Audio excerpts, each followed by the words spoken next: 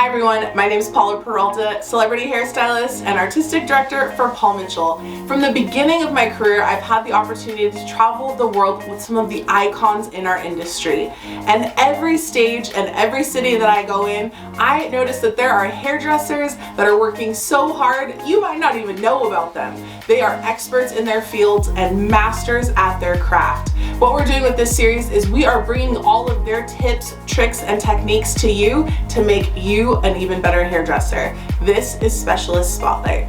This series of Specialist Spotlight features Nike Blount. She is not only an incredible hairdresser across the board, she is magic when it comes to braids, twists, and everything in between. This episode features box braids. Nike breaks down all of the details that you need to become a specialist in your salon. All right, everyone, we are jumping into box braids with Nike. This is known as a protective style. So Nike, starting off this conversation, what is a protective style? A protective style is where we're gonna protect the natural curl in between the synthetic hair. This is something that can be used 6 to 8 weeks. It can protect the hair from heat or any damage, and also a great option for growth. Absolutely. I know I have used box braids as a technique to get me through the awkward stages in my grow out. So I love this technique personally and professionally. The other thing I've noticed working with you here, Nike, is you really set yourself up to win and take a lot of time in the prep. So we are not only stretching the natural hair, we are also making sure to pre-section out the braiding hair that we're using. What is the benefit of all of this work before you even begin the braiding process? You want to set yourself up for success on your time. So you want to pre-stretch the synthetic hair prior to sectioning out your natural hair. Once you get into sectioning out your natural hair, you want to go ahead and pre-section the whole head before getting started. Awesome. So efficiency is super key. And one of the things I noticed with you in this process is that once you start, you don't stop. So it's so clear to see where setting yourself up with the subsectioning, with the pre-sectioning of the hair, you're essentially creating a roadmap so that you can move quickly to your destination in a really efficient, easy way. The other thing I noticed is with your subsectioning, you're using tea tree grooming pomade at the base of the hair. Can you explain a little bit more about why you're choosing this product and what's the benefit of using something like this at the base? I love tea tree grooming pomade because it's a water-based pomade, which means that it's going to not create too much buildup, but give me enough control. I love that it has shine in the hair for my natural curly hair and a little bit of slip for moisture. Incredible. And as you go through, once you've completely subsectioned, we begin the process of adding in the braiding hair. So with adding in the braiding hair, I noticed you used some larger sections, some medium sections, and then some smaller sections of hair. Why the different sizes, and when would I choose to use one over the other? The different sizes are going to be based on the density of the hair, meaning that the finer the density, the more hair I'm going to use. The more higher the density, the less hair I'm going to use.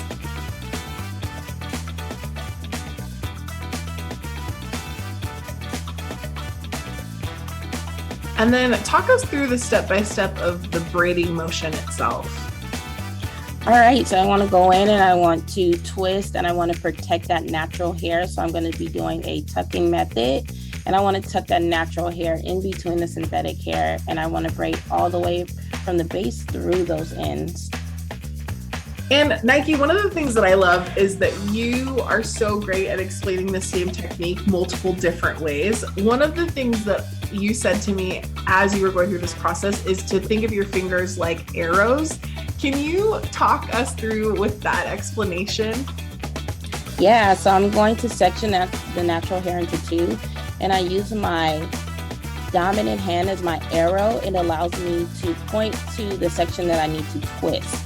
So then I'm going to twist and pinch, and then my non-dominant hand becomes the arrow, and it teaches me to twist my dominant hand, which is the opposite side. And I'm just going to repeat all the way through the ends. And the other thing that I remember you telling me in this process is that you want to make sure that initially your index finger or your pointer finger, that arrow is resting against the head in order to really maximize how close that braiding hair is to the base. What is the benefit of that? It's longevity. The closer it is to the scalp, because the natural hair is going to grow, the longer your client will get out of this style. Amazing. And as you finish all the way through to the ends, one of the other things that I notice is you sometimes will borrow from a thicker section in the braid and loan it to a thinner section. Can you talk to me about why you do that, or what's the benefit? Yes, I'm looking to build consistency throughout my braid. So I want to make sure that it's even all the way through. So if a section seems to be smaller in my fingers, I'm just going to borrow from the next section that seems to be a little bit thicker. Amazing. And once we have completed all of the braids, you can see Mandisa's hair is coming along beautifully. You incorporate the invisible wear volume width at the base of the hair. So is that my only choice at the base? Why would I choose that? Or why would I choose another product? I love foams because it's going to give me a medium hold. It's going to control those flyaways, and I'm looking for something that's going to give me some shine. And then at the ends, you are dipping them. Can you talk to me about the key points there? Yes, I'm using the Kennel. I love the Kennel because it heats up in 2 minutes. I want to make sure that the water gets really hot. If you don't have a Kennel, you just want to make sure that you use boiling hot water to seal those ends. When I say seal them, it just makes sure that it doesn't unravel at the ends. Awesome. So we're sealing in all those flyaways, all those frizzies, and really polishing that end result from these gorgeous braids from the base of the hair all the way to the ends. Okay, so now this is the conversation people always love to have: laying baby hair, laying the edges. Talk to me about the products you're using and what's your approach in this. I love to use something that has a lot of control. When it comes to me picking product, I chose material. I love that it's matte and that it doesn't have too much moisture, so it has a lot of control at the end. The curlier the hair, the more control that I'm going to need, and that's what I look for. I love it. And you make it look so easy, Nike. So thank you for talking us through that process. Mandisa's hair is gorgeous, and I know I was there that day. She was feeling herself. And so this is definitely one of those techniques that the more you practice and the more you get your hands in hair, the better you become. So thank you so much, Nike, for sharing your expertise with us. Thank you.